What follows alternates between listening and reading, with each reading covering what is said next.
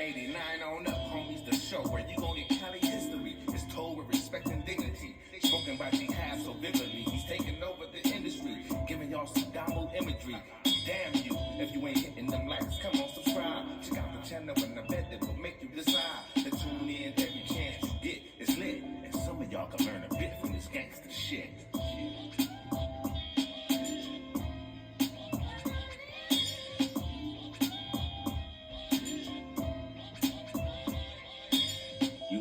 YouTube, what it do, loved ones? You know the motto, if you can, after the story, go over there, hit us with a like, which is a thumbs up, and that'll let us know we kicking our stuff.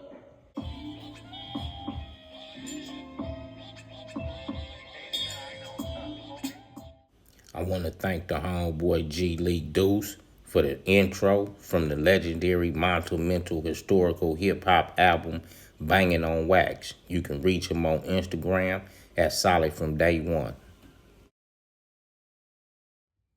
YouTube, what it do, loved ones? Welcome to 89 on up. We're on the edge with BJ APB. And where's yours, BJ? All the time. Thank you, homie. I appreciate you, and peace and blessings to everybody out there. Before I begin this story is not meant to be a story of disrespect to anybody. So if anybody take it as disrespect, I apologize now. This story today is about divisionism among the black community. I'm going to take y'all on a journey back in history and bring it up to speed of today. So bear with me. It's just educational, and I hope y'all enjoy it. On a rare Sunday morning, Athena walks out of her small home across the road from the church she attended with her family when she was a child. However, the church no longer holds service as it became a memorial site. When the genocidal militia arrived at her village, her mother and siblings were among the thousands of Africans who sought shelter in the church while she stayed behind in her grandmother's home. The militia threw grenades into the church and attacked people outside with machetes, ultimately killing the majority of the village. Today, the church is a space for people to commemorate and honor the victims killed there. The memorial features signs of the destruction that has been left for visitors to see. The blood of the victims on the wall, pews piled high with thousands of their clothes, bricks broken from the grenades, and skulls lined on the shelf of the back wall. These material reminders of the atrocity invites visitors to learn firsthand about the genocidal violence that took place here. Now, the reason I read that to you was I wanted you to, everybody out there, to close their eyes and just imagine. Just imagine you as being a gang member coming to your neighborhood one day, into your community, and there's a house, a dope house, or just a regular house that has been turned into a museum for all your dead homies and homegirls. And when you walk in there, it's one room with a plexiglass wall, and you can turn on the light and see inside of it. And inside that plexiglass, all you see is bloody Romeos, bloody golf hats, bloody rollers, bloody khaki suits, bloody Dick Davis suits, bloody dresses, bloody red and blue rags. All this comes from bloody chucks. All this came from the clothes of every person that lived in that community that got killed. Then you go into the other room and cut on the light, and the room was cut off by plexiglass. And when you look in that room, you see a wall filled with nothing but human skulls. And each one of them skulls is one of your homies or homegirls that died in your community that was viciously killed. But neither one of them skulls, you know which skull is whose. You just know that when a person killed your homegirl or homie, and you came outside that morning, they burnt their body up, and all that was left was bones and skull. Now you look at that room, and you tell me, what kind of image would that put in your heart? Now, after you take it back again, these are the type of things that would happen over in Africa. And over in Africa, the spoils of war when tribes clashed was all the men and boys was either killed or they was traded off for money and food. So imagine right now today, if we're attacking each other and we capture each other and we took each other, sold each other for a goat or a cow, and then this person that we sold ends up in Europe building Europe up, which is known as Paris, building the Eiffel Tower and everything. Then this person is enslaved again and sold to the men over here in the United States. They was brought over on the boat, which is called the Mayflower.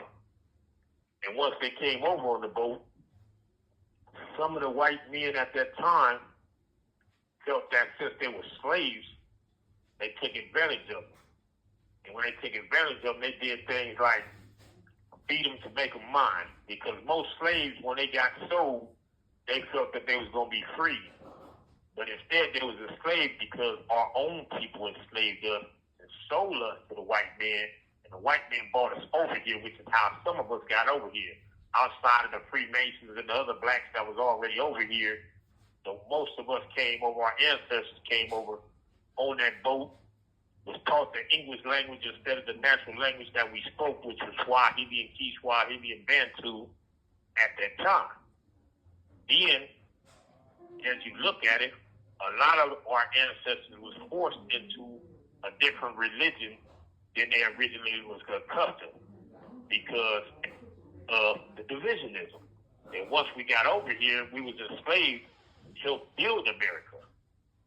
As we was enslaved, we got divided amongst each other due to some of the vicious things that was done to our people and our women, which is why we should respect our women.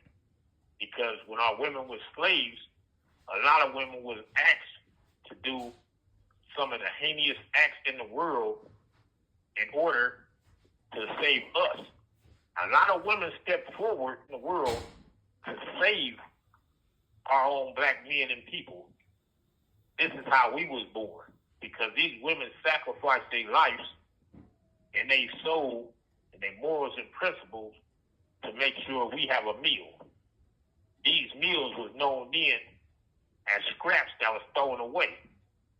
But them scraps later became known as chitlins, collard greens, hot water cornbread. All this stuff came from that, from slavery. These were the things that black folks picked up off the ground and took it and washed it and made it a meal. And became masters at making meals out of things that other people felt was trash and garbage. Now, later on in life, the white man started cheating on his woman and sometimes had black babies from these slaves, including one of our presidents, which was Abe Lincoln. Abe Lincoln was the reason we were freed from slavery because he was doing something he had no business doing, and he felt sorry of how was he going to raise a black son in this world when it's against the law to have a black baby. So that's why he jumped up and freed us out of slavery so he could be able to communicate with his son and take care of his family, as well as his baby mother, which was his mistress out of wedlock. Now, as you fast forward, before that happened, you had Nat Turner that discovered through his sexual slavery, which a woman had took advantage of him and was having sex with him, and in return she taught him how to read. Once he learned how to read the Bible, he realized that he was being played a trick on, because at that time it was a law saying you could not teach black folks how to read. It was against the law for a black man, a black woman, a black child, or anything black to learn how to read. And the reason they did not want us to learn how to read was because we was going to do what we doing now, always talking about this 40 acres and a mule. So over the years, those kids that was mixed breed became popular because the white men took care of their children. When they took care of their children, they taught the light skin to hate the black skin because the dark skin was those of us that were still slaves. The light skin was coming from all the white men that had had sex with black slaves, and the babies was coming out light skinned with the good hair. Now, that taught us in history to hate each other. Because if you look around today, a lot of women do not judge a man by his work ethic. They judge a man by his looks, which means if a black man is light skinned, got good hair, he look like he's mixed. The first thing a woman learns at a young age is, oh, he's going to give me some pretty babies. This is why the light skinned man was favored. The dark skinned man was ousted. The dark skinned man was considered ugly. And once this was placed in the mind, this brought it all the way down to history. Now, fast forward through all the things that was going on with our people, this is how we was taught divisionism. So once we started getting into the gang culture, the gangs was created in our communities to protect our communities, the black communities, because the blacks was being taken advantage of for so long, people got tired of being taken advantage of. So a group of kids, which was Tukey and Raymond Washington and in the avenues and all that, came together and started calling themselves the Crips. And when they became the Crips, they came together for us. That was the whole purpose, was to bring all black people together. But somewhere in between there, divisionism took over and the Bloodz was created. And once the Bloodz was created, we used the color barrier to identify ourselves. And the reason we started wearing red was because red represented all the black people, our blood lineage, which is our history, the blood that was passed down to us from Africa, all those that would sacrifice their life for us to be here today.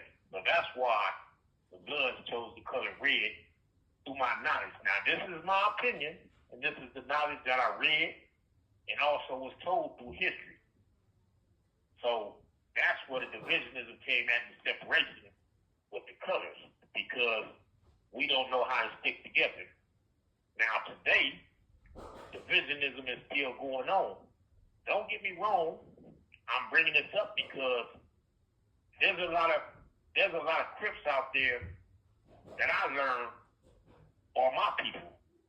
And this is why I stopped doing the things I was doing as far as hating Crips and calling them enemies. I don't consider Crips my enemies. The reason I don't consider them my enemies is because after reading these books and learning this stuff that they didn't teach us in elementary school, how could I say they my enemy when a Crip sat down and gave me a book and helped teach me these things? But when I was in school, the public schools in LA, never taught us about being black. They only taught us about Martin Luther King. They only taught us about Emmett Till, these things. But what we didn't see until the Till movie came out, it was our own black people that took that little boy out there and did him like that for the purpose of a few dollars from a white man. So when you see this type of stuff in your lifestyle, how can you continue on to keep hurting your own? I don't understand that. Maybe I'm wrong. Maybe I'm right.